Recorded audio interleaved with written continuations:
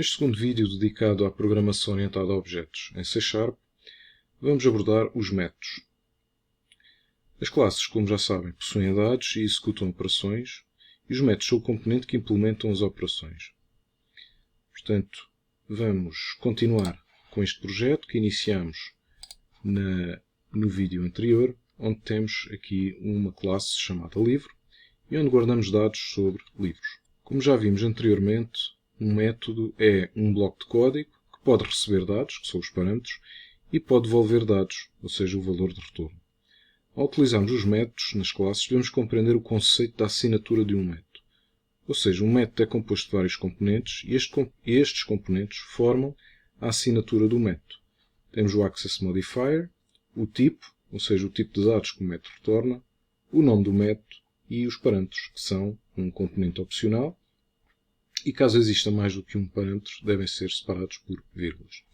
Temos aqui este exemplo de um método que é public, retorna uma string, o método chama-se mostrar apelido e recebe um parâmetro que é o parâmetro nome. Vamos então acrescentar aqui na nossa classe livro um método, o método preço com IVA, e este método vai ser public, vai retornar um valor decimal e vai se chamar preço com IVA. Não recebe parâmetros e atenção que o nome do método deve ser escrito em Pascal Case. Portanto, primeira letra sempre em maiúsculas. Este método é muito simples. Vai efetuar um cálculo e devolver o resultado desse cálculo. E o cálculo é o preço mais o preço vezes a taxa de IVA. Pronto, é só isto que este método faz. Mas, como está dentro da classe, está indissociavelmente ligado a essa classe. Para executar ou invocar um método, necessitamos ter uma instância da classe, por exemplo, neste caso é livro 1, e já agora vamos introduzir alguns dados neste livro. Por exemplo, título Os Lusíadas, o preço, vamos dizer que o preço é um valor decimal, 10 euros. Podemos colocar assim, podemos pôr simplesmente um 10. E agora vamos obter o preço com IVA. Vamos escrever na consola e então poderia fazer livro 1, preço com IVA. Pronto. Este método não recebe parâmetros e ao fazer isto assim, ou seja, o nome da instância, ponto, o nome do método, estamos a executar o método. Também poderia definir uma variável preço final, e atribuir a esta variável o valor desta instância, preço com IVA. Vamos agora falar sobre um outro tipo de método, um método especial, que é o construtor. O construtor é um método que é utilizado para inicializar uma instância de uma classe.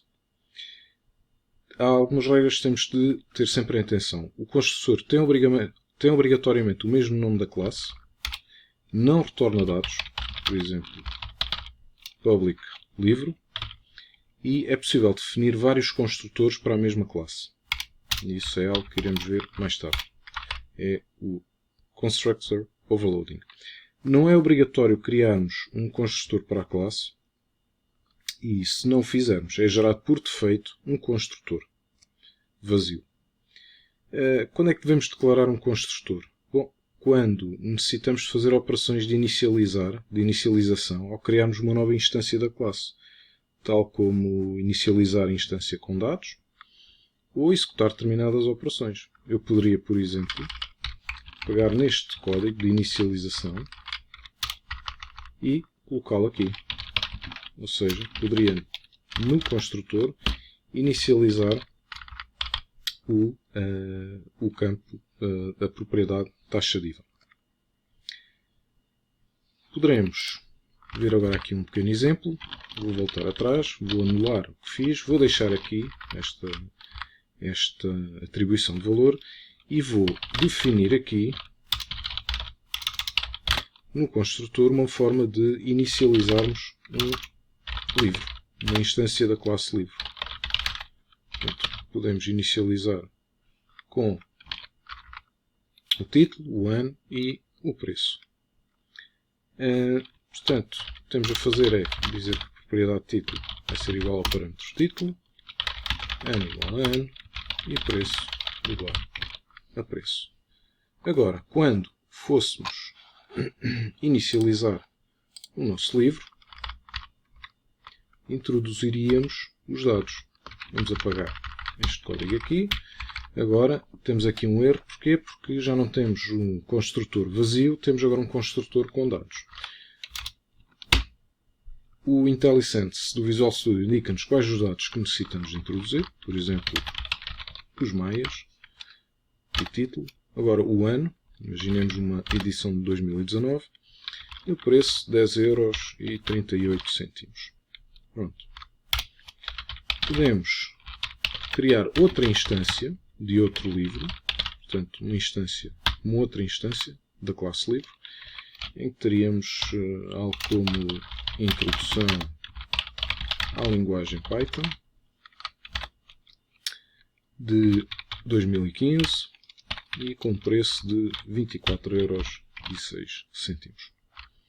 E pronto, utilizamos agora o construtor para definir dois novos objetos.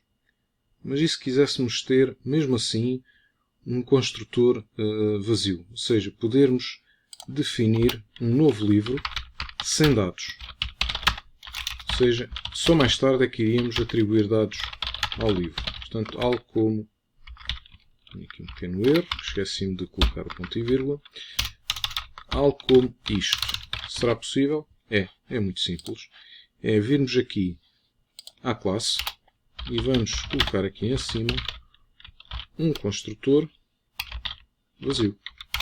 Pronto, com chavetas, e não faz absolutamente nada este construtor, mas já nos possibilita ter um código destes. Portanto, inicializar um livro sem dados ou inicializar um livro com dados.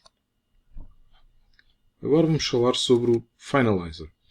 Um finalizer, ou finalizador, é um método que é executado quando uma instância de uma classe é destruída.